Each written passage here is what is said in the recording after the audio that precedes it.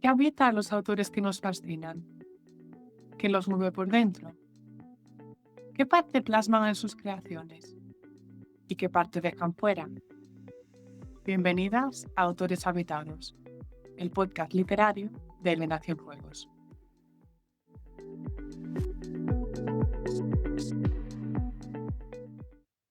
En este episodio de Autores Habitados, charlamos con la escritora Valeria Correa Cid, autora de La condición animal, Hubo un jardín, Perder el sur o Cielo adentro, entre otros.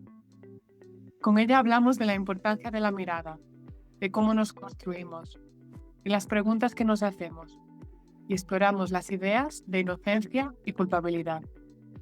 Esperamos que lo disfrutéis tanto como nosotras. Bienvenidas a un nuevo episodio de Autores Habitados, en el que tengo el placer de charlar con Valeria Correa Cid. Bienvenida, Valeria. Hola Elena, muchas gracias por la invitación. Gracias a ti, tan linda. Bueno, yo cada episodio lo arranco de una manera diferente. Según el autor, como que hay una intuición que me lleva a ir por ciertos caminos. Y en el tuyo me ha venido así como una intuición esta mañana y pensé, bueno, lo primero que me apetece compartir con Valeria es mi experiencia como lectora o parte de mi experiencia como lectora de tus libros. Y me pasa que, como nos pasa a todos, que hay relatos o libros o historias que me marcan especialmente y que encima se quedan conmigo como durante mucho tiempo y cuyas imágenes o sensaciones que me despertaron pueden aparecer, diría yo, de la nada, que seguro que no es de la nada, seguro que hay algo en mi ambiente o en mí misma en ese momento como que me lleva ahí. Y a mí eso me pasa. Hay un relato tuyo que para mí es súper memorable y que lleva conmigo, pues, no sé, años desde que lo leí, que es el primero de La condición animal, Una casa en las afueras. Como que esos gatos, esa pandilla, esa sensación de inseguridad dentro del hogar, que tampoco es algo como muy común, me da la sensación. A veces asociamos el hogar a la seguridad, a la protección, y eso de estar en casa y decir, ostras, me podría pasar cualquier cosa, o estando en mi casa, como que me marcó ahí profundamente o conectó con algo muy profundo mío y me ha venido como las ganas de saber si tú sientes o si tienes una idea de qué hace que un relato sea memorable. Si te das cuenta al escribirlo, si te das cuenta con el feedback de los lectores, ¿cómo lo experimentas tú eso? Bueno, primero creo por muy autoconscientes que seamos los autores de los recursos y las estrategias a la hora de escribir, nunca vas a saber cómo eso es recibido, ¿no? Entonces uno puede estar más o menos tranquilo, seguro de lo que escribió y de cómo está escrito, pero no sabes cómo eso va a ser recibido. Em, Hay algo con lo que yo trabajo fuertemente y es con la imagen, ¿no? Por imagen no me refiero solamente a lo que nosotros decimos usualmente, coloquialmente, lo visual, ¿no? Sino imagen, para mí es así todo conjunto de palabras que refieren a un sentido, ¿no? Entonces tenés imágenes visuales naturalmente, pero olfativas, táctiles, etcétera, ¿no? Gustativas. Entonces, para mí eso es como muy importante, porque es como instalar en el lector una sensación física, que tiene que ver con algo que va mucho más allá del lenguaje, ¿no? Em, Creo que uno intenta escribir eso que a uno le gusta leer. A mí me gusta leer lo que sea, desde un ensayo, no tiene por qué ser narrativo, un poema, lo que fuera, pero que me deje algo como una especie de impresión en el cuerpo, ¿no? Ni siquiera pues, tiene por qué ser buena la impresión, puede ser una impresión chunga, ¿no?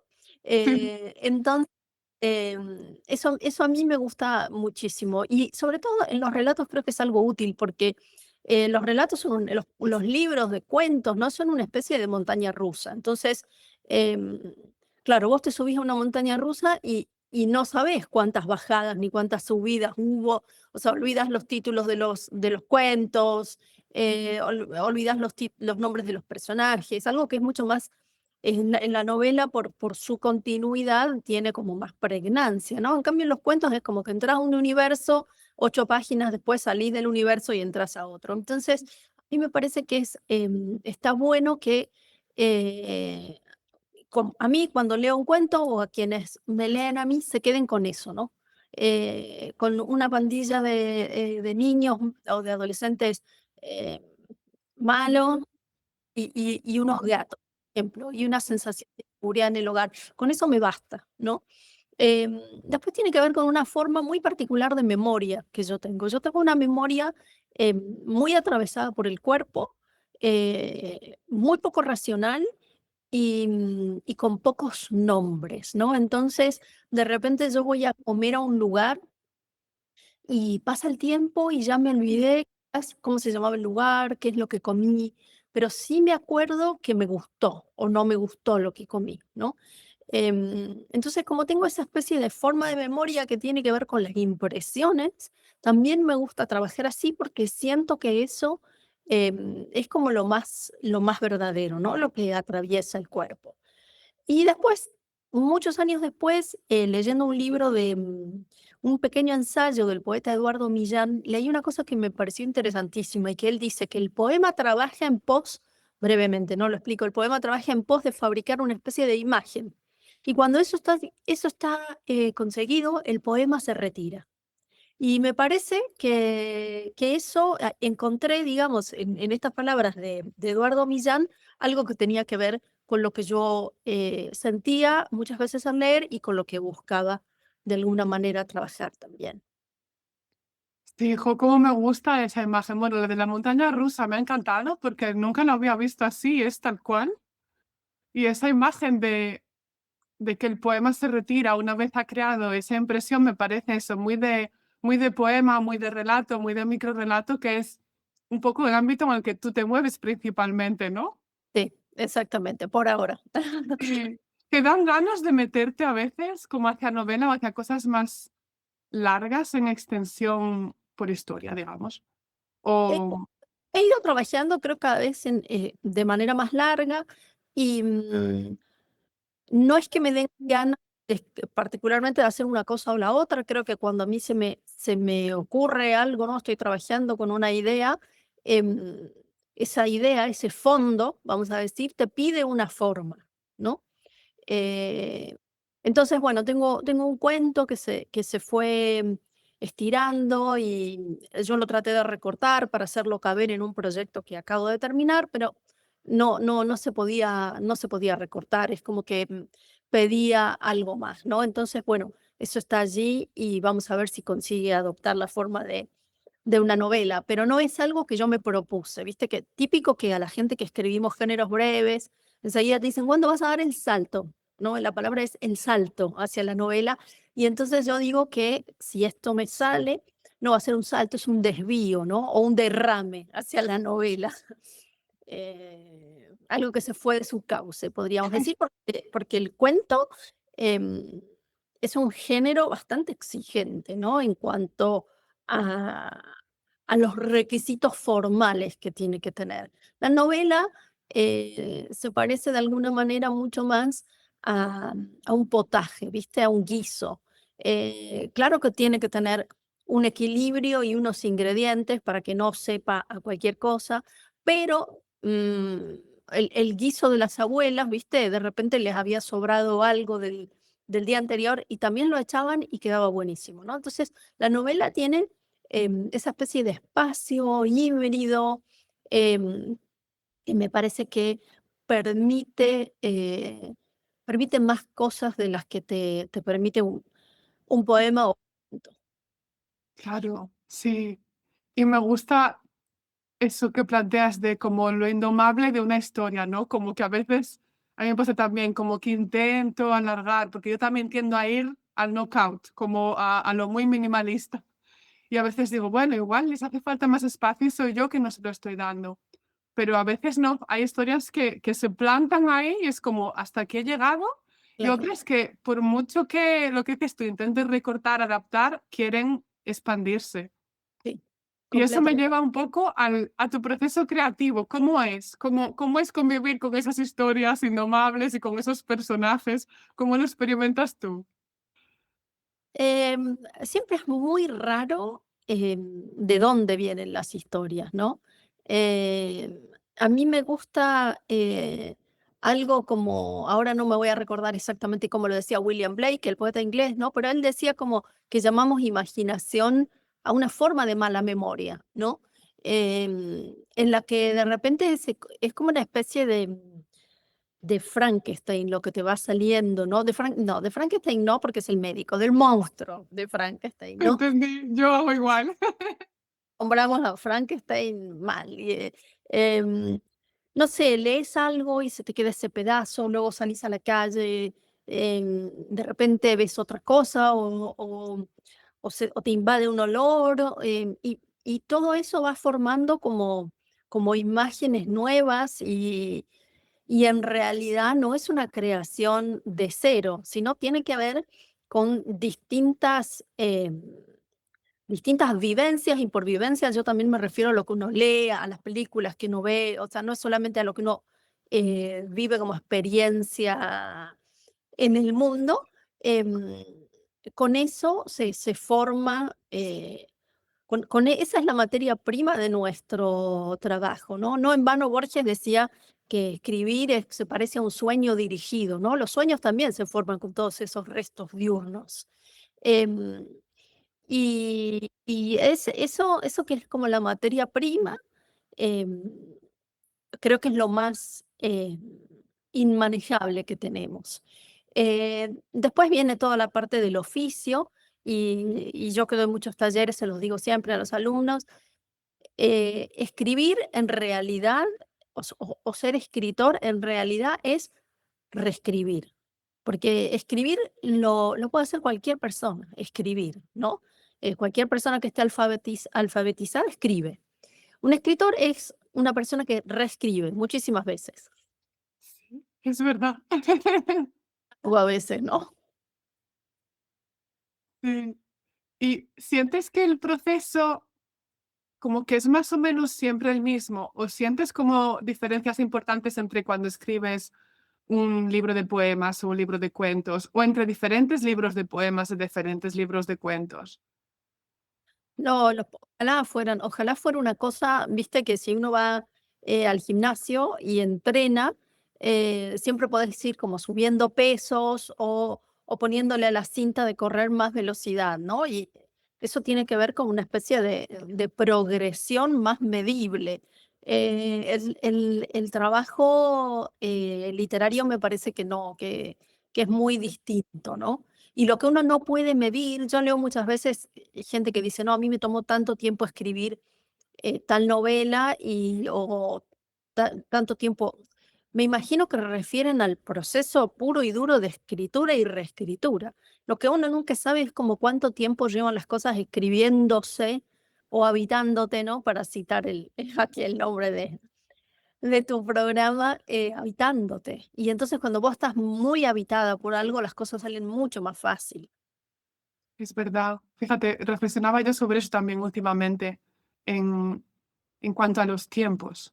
Pensaba exactamente lo mismo. Digo, si alguien me pregunta cuánto tiempo tardé en escribir este libro, pues toda la vida, porque lo que dices tú, todo lo que viví, lo que experimenté, lo mismo que dices tú, yo mismo, que me contaron o a través de otros artes o lo que sea, claro, lleva ahí años y años, y lo que Claro, dices tú, cuanto más se ha procesado, luego igual más fácil sale, igual sale más o menos rápido, pero claro, lleva ahí toda la vida. sí, Sí. comple Y eso, como me diste además el pie, ¿qué te habita a ti? ¿Qué te habita a ti como persona y como escritora? ¿Qué pones en tu escritura? ¿Qué temas o qué personajes o qué no sé, preguntas? me parece que un escritor, una escritora es más que nada una mirada, ¿no? Entonces, por eso es tan común encontrar uno mira, no sé, retrospectivamente la obra de un autor o una autora y encuentra tantos temas puntuales, ¿no? Que le llaman obsesiones o que le llaman temas recurrentes, pero tiene que ver con ese universo eh, que es de alguna manera tu identidad, que aunque la identidad no es fija, em, tampoco es infinitamente elástica, ¿no? Entonces, yo he visto que casi todo lo que escribo tiene que ver con preguntas cuya respuesta no tengo. Entonces, de alguna manera, termino por escribir como escenificaciones de esa pregunta, eh, y con suerte a los lectores, a las lectoras, además de esas imágenes que decías vos, les queda una pregunta, ¿no? Que vos bien la formulaste, como, ¿es posible en la casa, que es el lugar donde deberíamos estar más tranquilos, sentirnos inseguros? Y esa es una de las preguntas que yo tenía en relación con ese relato, ¿no? ¿Cuál es o cuál es nuestro lugar seguro, ¿no? ¿O es que hay algún lugar seguro, acaso? Entonces, casi todo lo que escribo tiene como un doble origen, tiene que ver con esas preguntas que me hago que quizás los poemas se ven mucho más claramente, porque los poemas, yo tengo muchos poemas que tienen algún verso que es una pregunta. En los cuentos no, ¿no? Que son estructuras narrativas, son diferentes. Entonces, eso que me habita doblemente es, por un lado, todas estas preguntas y por otro lado son las imágenes, ¿no? Que las imágenes cuando tengo una recurrencia de imágenes, digo: "No, bueno, aquí ya hay algo que pide estar siendo contado", ¿no? Sí. ¿Y qué preguntas te habitaron entonces o qué preguntas planteaste en tu último libro de relatos? Si se te viene así alguna No, ahora.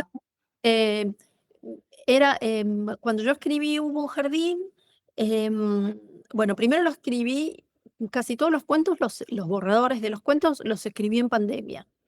Y entonces cuando yo tengo una forma de trabajar estos 2 géneros breves, que son la poesía y el cuento, es que escribo, y luego cuando veo que tengo como un volumen de borradores, digo: "Bueno, a ver qué me encuentro acá adentro", ¿no?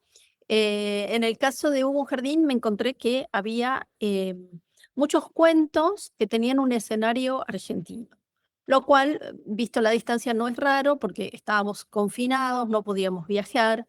Entonces, bueno, para mí fue como casi natural reproducir la geografía de Argentina y otro cuento que tiene que ver con el Parque del Retiro, que es donde yo voy siempre a caminar, ¿no? O sea, es una argentina que camina por el Parque del Retiro. Entonces, de alguna manera, esas geografías que nos habían sido sustraídas porque yo no podía viajar, que viajo siempre una vez al año a Argentina, o al menos lo intento, y el parque acá y el Parque del Retiro, que es como mi jardín, están en el libro, ¿no? Y después todos los personajes tenían como una especie de pérdida de inocencia, ¿no? O sea, son los 7 cuentos que integran el libro, son personajes adultos que recuerdan un episodio de su infancia o de su adolescencia o de su primera juventud, donde perdieron la inocencia, ¿no? Y la inocencia es una cosa que cuando se pierde no la puedes volver a recuperar, ¿viste? Vos, no sé, perdés un amigo, perdés un matrimonio, bueno, no sé, te casás de nuevo, buscas otros amigos, perdés un bolso, no, lo encontrás o no, te compras otro, ¿no? Pero la inocencia ya está, fue. Entonces, bueno, tenía que ver con eso, ¿no? Con las preguntas de qué se siente perder la inocencia y después en muchos de los personajes em, en esta pérdida de inocencia estaba involucrado algún acto por el cual ellos se sentían culpables, ¿no? Y entonces se pierde la inocencia, se puede perder también ese sentido de culpabilidad, ¿no?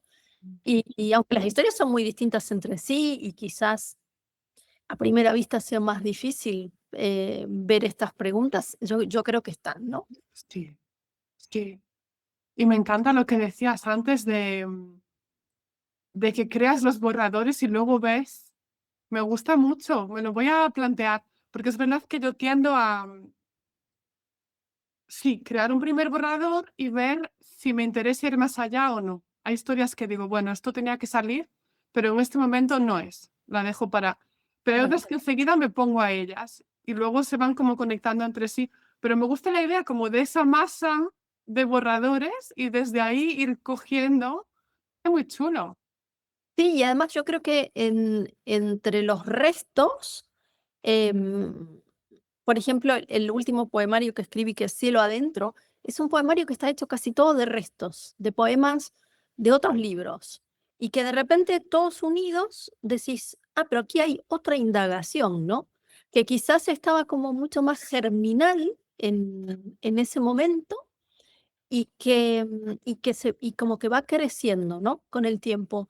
Entonces es un método de trabajo que quizás es menos productivo que decir, tengo esta idea y me voy a poner a trabajar, pero es menos forzado también y me parece que es como más genuino.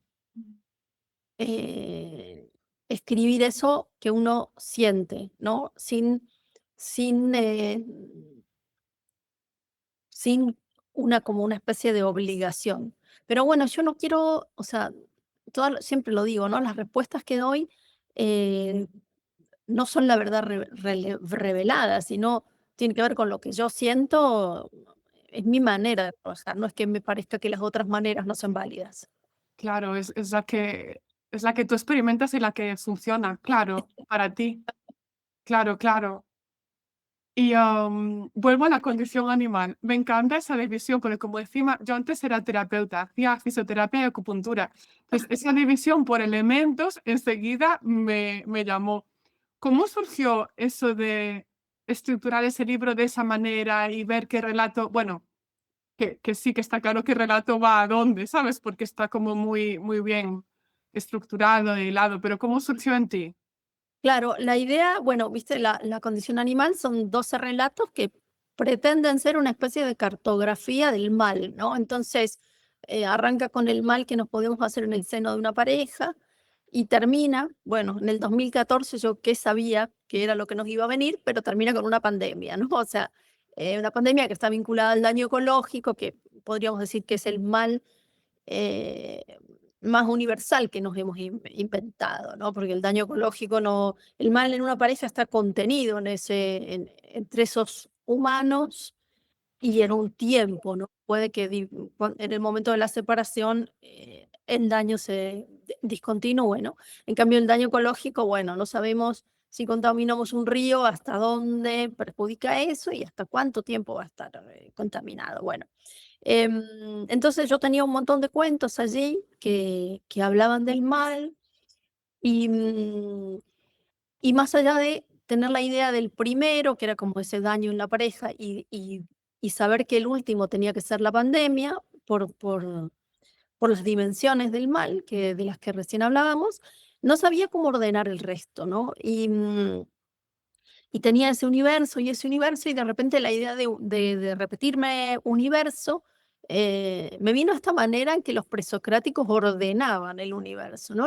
Más que ordenaban el universo, perdón, es la manera en que ellos concebían que estaba formado el universo. Entonces había quienes decían el universo es todo agua, el universo es todo fuego, o quienes combinaban los elementos, ¿no? Pero en definitiva, todos los filósofos presocráticos trabajaban con la idea de que nuestro arjé, ¿no? Estaba formado por agua, tierra, fuego y aire. Y entonces dije, claro, este tiene que ser el orden, ¿no?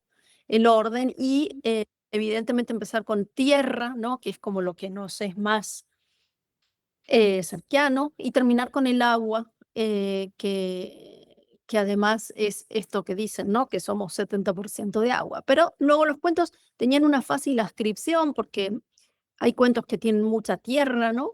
Hay cuentos que tienen mucho más aire, pero además, además de trabajar con ese material plástico real en los cuentos, claro, me era fácil decir, bueno, los cuentos de fuego no solamente voy a poner incendios o tramas que tengan que ver con armas de fuego, sino con amor, ¿no? Con esta idea del amor fogoso, pasional, etcétera, ¿no? Entonces, los cuentos de agua, evidentemente hay muchas lluvias, mucha eh, río, no sé qué, pero también hay ideas de gente que está a la deriva un poco, ¿no? Y entonces, bueno, tiene un doble tratamiento. Los elementos aparecen en los cuentos, pero también hay un elemento metafórico. Sí, claro, como que esa idea estaba ahí muy desde el principio y te permitió, pues a partir de esos borradores, es que ahora me lo imagino como barro, me encanta, como ir moldeando también los cuentos para que tuvieran esa esencia más clara aún. Exacto. Claro, qué Exacto. chulo. Mm. Y otra pregunta que igual no tiene nada que ver, pero es que me encantan las portadas de tus libros. Sobre todo de los libros de cuentos. Soy muy fan de las portadas de Páginas de Espuma en general, pero estos dos me encantan y la condición animal me encanta. ¿Influyes tú, decides tú, o cómo se crea Ay, esa portada? tuve suerte porque las 2 portadas sí que las elegí yo, no, creo que no siempre hay esa suerte. Em, la primera portada, es de una artista italiana, artista digital, que se llama Daria Petrelli.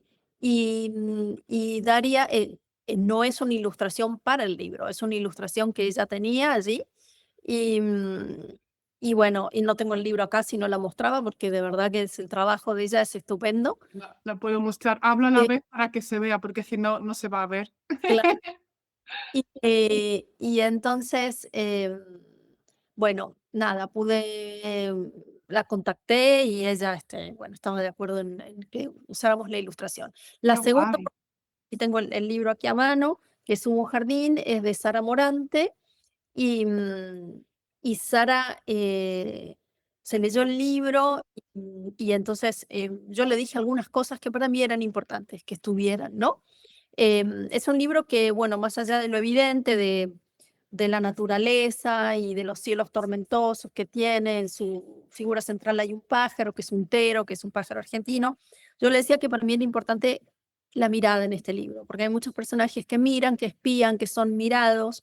Creo que la culpa tiene mucho que ver con la manera de ver, ¿no? O de mirar las cosas, y entonces a Sara se le ocurrió esta idea genial de que las flores, en vez de tener corola, tuvieran ojos, ¿no? Me Y encanta. Sí. agrega mucha,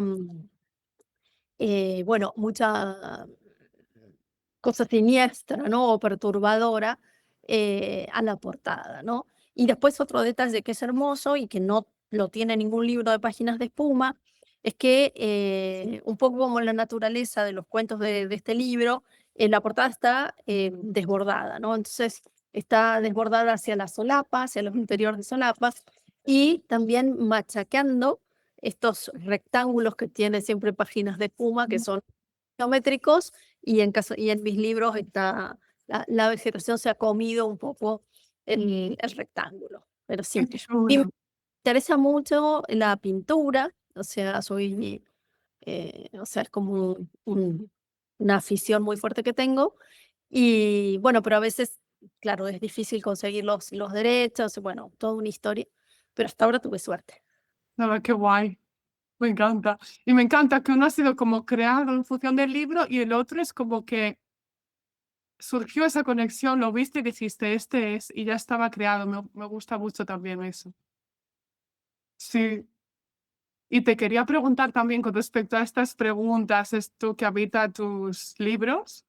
¿Hay algún tema, alguna pregunta que sepas que te vas a tener que hacer en algún momento, pero como que no te atreves aún? Como que hay temas que te rondan y dices, no, ahora no. O se me da como te ronda un tema y dices, ahí voy de cabeza. No, sí, no tengo, o sea, em, evidentemente todos tenemos una zona de pudor, ¿no? Em, y entonces, es algo que yo siempre hablo, de lo que hablo en los talleres, ¿no? Hay que escribir contra esa zona de pudor. Em, lo que pasa es que por ahí uno no tiene consciente esa zona de pudor. O sea, hay gente que sí, lo tiene consciente y lo evita, ¿no? Em, yo por lo menos no lo tengo, consciente. Eh, me parece que tiene que ver con la autenticidad de la escritura, ¿no? Em, y es un peligro en los momentos que estamos viviendo, la autocensura, ¿no? No voy a escribir este personaje porque es muy machista, ¿no? Y en realidad la literatura no tiene por qué ser moral de ninguna manera.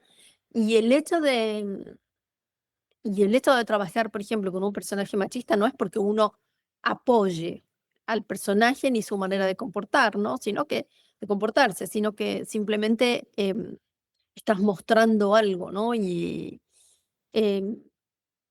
pero bueno, me parece que hay que ser, la escritura siempre exige una dosis de valor, porque aunque no trabajes con elementos biográficos, literales, em,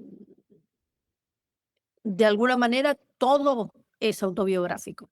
Sí, Todo es autobiográfico, ¿no? Y lo digo muchas veces, un escritor, una escritora es un arqueólogo de sí mismo. mm, Uno trabaja con sus miedos, trabaja con sus preguntas, trabaja con sus obsesiones. No importa que la escenificación de eso tenga que ver con unos personajes ficticios que uno nunca conoció o con unas tramas que no tienen que ver con uno, ¿no? Pero con las vivencias de uno, pero todo es autobiográfico. Y entonces, claro,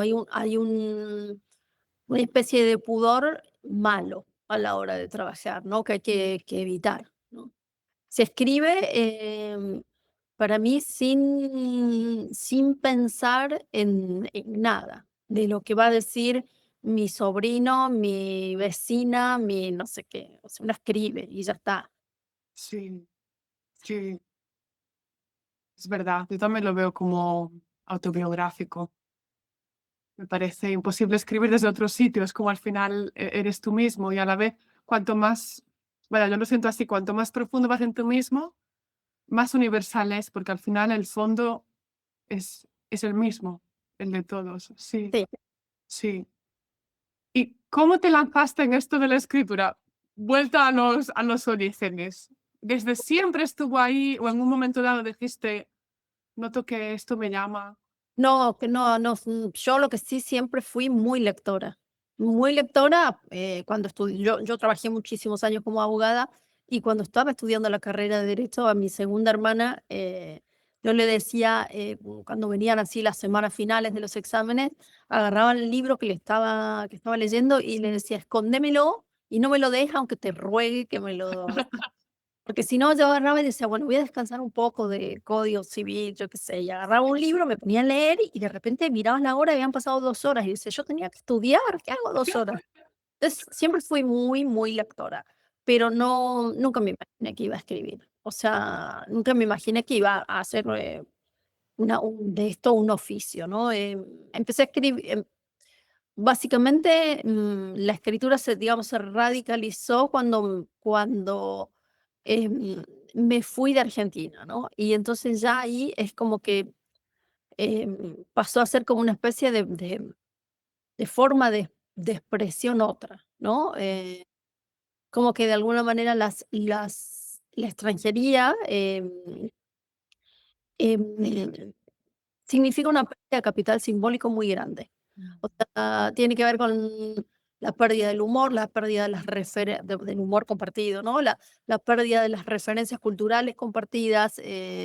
Vos cuando, no sé, a mí, incluso me pasa a mí acá en España, la gente nombra algo, qué sé yo, de su infancia y yo no sé de qué están hablando.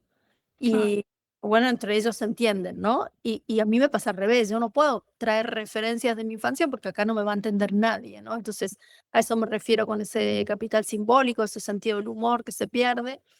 Em, entonces, creo que en ese resto, en eso que no se puede decir, no porque sea inconfesable, sino porque significaría tener que explicar un millón de cosas, de ahí sale lo literario, ¿no? Me parece que lo literario, en cualquier caso, no solo en la extranjería, tiene que ver con el silencio, con una especie de silencio casi místico, me atrevo a decir, que prefigura el sonido. Es decir, sin el silencio, sin lo vacío, sin la ausencia, no hay hecho literario. mm, Y en mi caso fue un vacío, un silencio no buscado, o sea, vino de allí, ¿no?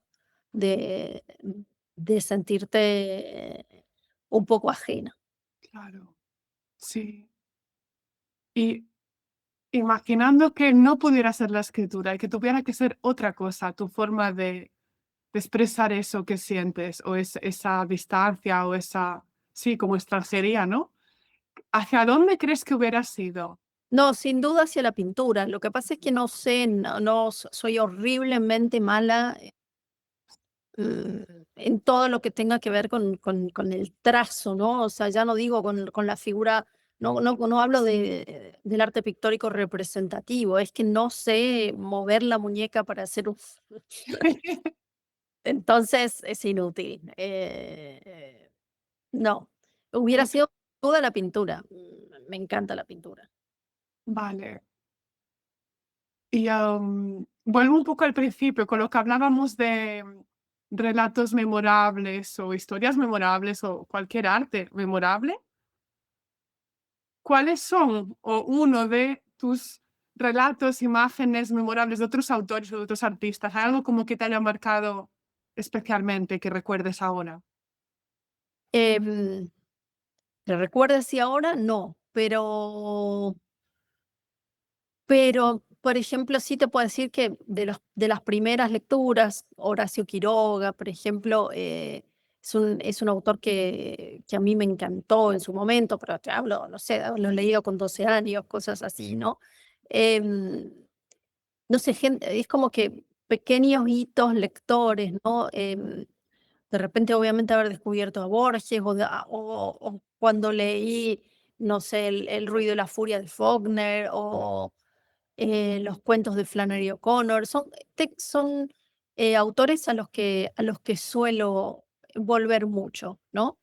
Em, pero bueno, uno también relee por periodos, ¿no? Yo, por ejemplo, había leído hace muchísimo a José Ángel Valente, no me había fascinado y en cambio hace 10 años, no sé, de repente entré en sintonía con él y es un poeta que releo mucho. Em, no sé, ponerse, es como difícil, ¿no? Porque uno hace estas listas, lo que hace es excluir gente que para uno ha sido muy, muy importante, ¿no? Entonces, no sé, de repente te estoy diciendo José Ángel Valente y pienso que en su momento me encantaba, me sigue gustando, ¿no? Pero que me fascinó el descubrimiento de Olga Orozco, ¿no? O sea, bueno, tanto. Sí, y es verdad que también lo que dices depende mucho del momento vital. Hay cosas que en un momento dado nos marcan muchísimo, vuelves a ellas y dices: "Ostras, qué persona tan diferente debía ser yo por aquel entonces, porque en este momento sí, pero ni tanto". No, y uno subraya cosas y dice, no sé por qué subrayé esto. ¿Qué es o lo que está muy bien de esto, no? No sé. Sí, es Eh, verdad. A no mí me sé, pasó. entré en la fascinación con Kawabata, no podía parar de leerlo, ¿no? Me dejaba tristísima. Y volví a él, ¿no? Y en un momento mi marido me dijo, te voy a sacar todos estos libros, tipo, porque mira, no te lleves mis Kawabatas, por favor. Porque realmente me colocaban en un estado de pesadumbre, pero bueno, me encantaban. Me sigue gustando, absolutamente. Sí, es verdad que a mí me pasa también que si en ciertas épocas leo mucho un autor, o quizás diferentes autores, pero que van un poco hacia los mismos sentimientos y tal, luego, quieras que no, ese día o esa noche o esa temporada que lo estás leyendo, te cambia, te afecta a tu estado de ánimo, a cómo ves las cosas, a... Sí, Sí, y por ejemplo, un libro que me encanta y vuelvo muchísimo también es, bueno, me gusta mucho Italo Calvino, a mí, Las ciudades invisibles, es un libro que me encanta. y, ay, se me ha ido ahora el santo al cielo. Espera, te quería hacer otra pregunta. Ah, sí. Am, ¿Hay algo que te apetezca contar sobre tu escritura, sobre tu vida, sobre lo que tú quieras, que no te hayan preguntado nunca y que digas: "Es que quiero contar esto y no se me da la oportunidad"? Creo que no, porque visto, además hablo mucho y entonces es muy probable que alguien me haga una pregunta y yo derive desde Claro. hacia cosas que me parecen que integran esa pregunta. Entonces, no especialmente. Lo que sí podría decir para quienes no me hayan leído, ¿no? Que de alguna manera todo lo que yo trabajo al final tiene que ver con, o espero que tenga que ver con em, posibles visiones del mundo, ¿no? Entonces, em, en la condición, por ejemplo, para ceñirme a la narrativa, ¿no? En la condición animal, em, trabajé sobre el mito, sobre uno de los mitos griegos, de fundación del mundo, ¿no? Y entonces, ya sabemos, ¿no? Que los dioses griegos son así un poquito, parecen muy humanos y son un poquito displicentes, ¿no? Y entonces se cuenta que Zeus crea el mundo y todas sus criaturas y le da a Epimeteo. Epimeteo es el hermano de Prometeo, el que ve las cosas después, ¿no? Le da una bolsa con dones y entonces Epimeteo reparte un poco así a la Bartola, no sé, la caparazón a las tortugas, los picos y las garras a las águilas, reparte todos los dones, el mundo se echa a andar y el hombre es la criatura más indefensa, ¿no? Entonces, y la preferida de Zeus. Entonces, para reparar este error, podríamos decir, al hombre se le da la honestidad y la justicia, ¿no? Y con esos dos bienes, el hombre, bueno, se asocia, forma pequeños grupos, forma una sociedad civil, forma una nación, ¿no? Y con colaboración deviene de alguna manera la criatura más fuerte, ¿no? Y más sabia. Claro, cuando nosotros perdemos la honestidad, la justicia, regresamos a la condición animal, ¿no? Y ese es un poco el origen del título, ¿no? En Hubo un jardín, otra vez estoy trabajando con un mito fundacional, esta vez tiene que ver con el mito hebreo cristiano del Edén, ¿no? Ese espacio paradisíaco, beatífico, donde vivimos sin culpas, sin hacernos daño y en un estado de inocencia, ¿no? Y entonces eh, somos expulsados, ¿no? De ese jardín del Edén y bueno, y tenemos que vivir con la culpa y con un montón de otras preguntas, dudas, y bueno, y de ahí también hubo un jardín, ¿no? Entonces, em, trabajo allí con dos mitos de origen y el libro que acabo de terminar de escribir también trabajo con otro mito de origen. Esta vez mucho más, no quiero adelantar nada porque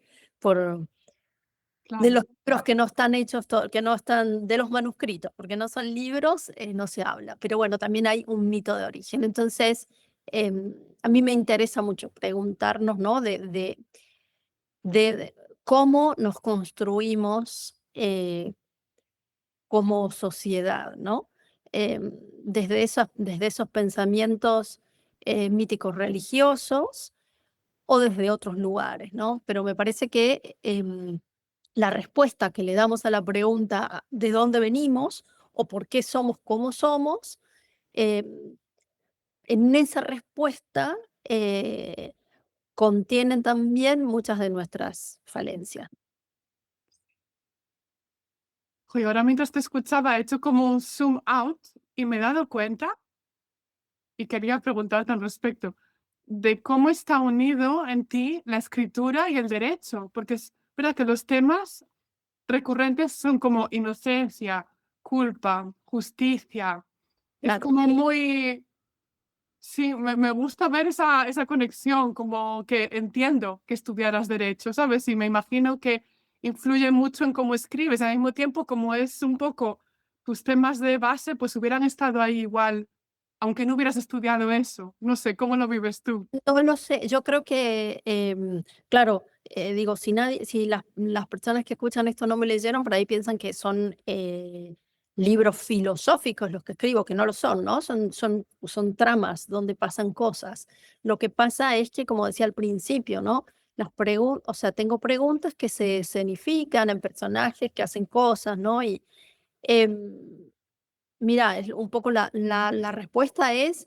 eh, uno todo eso que leyó, todo eso que estudia, todo eso, ¿no? Entonces, claro, evidentemente yo tengo una formación jurídica muy fuerte que excede lo que sería solamente el derecho positivo, sino que tiene que ver con la filosofía del derecho, la sociología, la criminología, o sea, todas estas materias que son como el entourage, ¿no? Lo que rodea lo jurídico puro y duro, ¿no? Y esas preguntas que son las que me llevaron a estudiar derecho.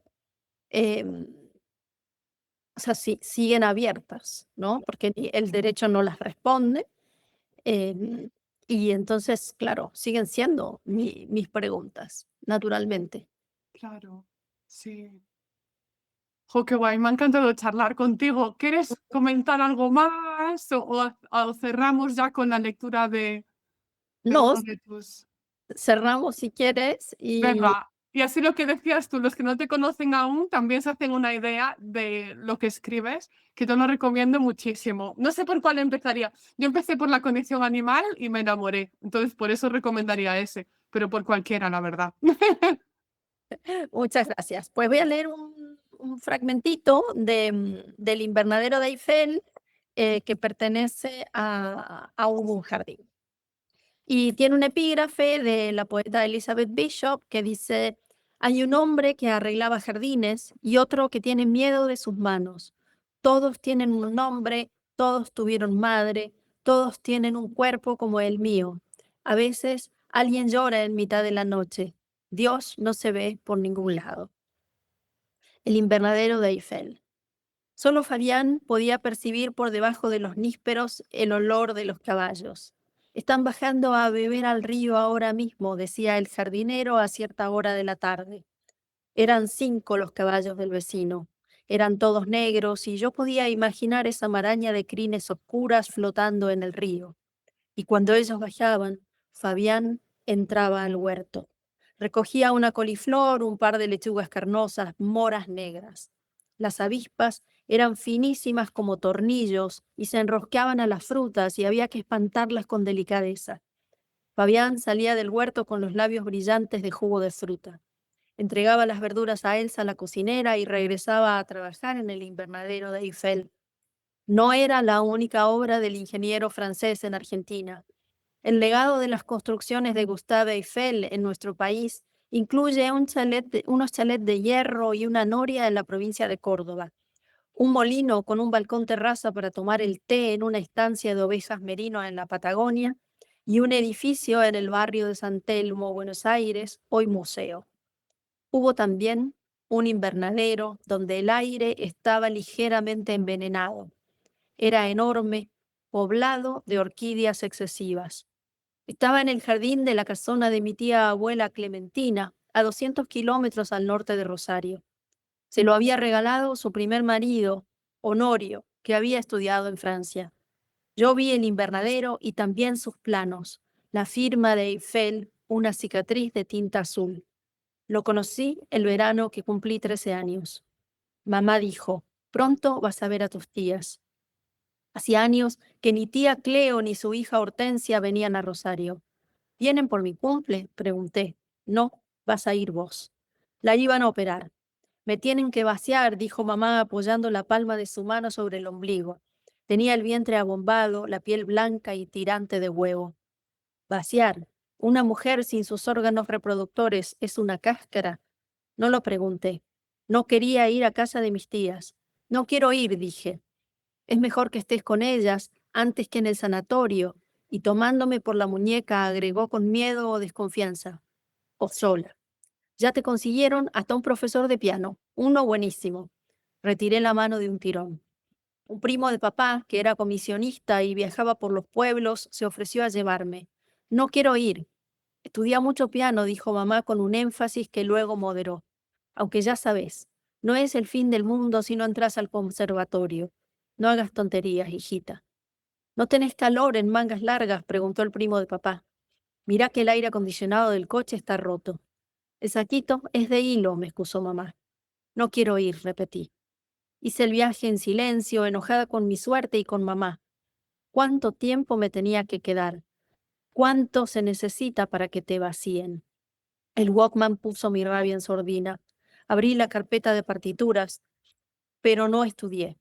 El tendido eléctrico de la ruta era un pentagrama vacío. Moscardones de pura esmeralda se estrellaban contra el parabrisas. Vacas, huestes de vacas que alargaban la llanura con sus sombras verdes, y allá un molino. Sus aspas abrían tajos en las nubes rojas del verano y no sangraban. A la entrada de cada pueblo, los perros ladraban a las ruedas del coche. El viaje por el largo renglón de la pampa parecía no acabarse nunca.